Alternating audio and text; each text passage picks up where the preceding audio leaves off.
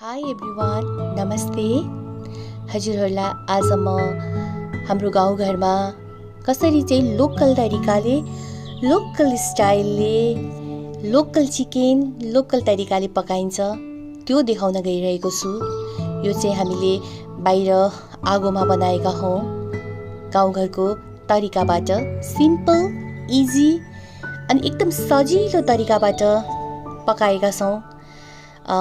यो चाहिँ हामीले घरैमा पाइने बेसिक मसला जस्तो अदुवा, लसुन, धनियाँ, जिरा, टिमुर, खुर्सानी राखेर सिलौटोमा पिसेर तयार पारिएको मसला हो।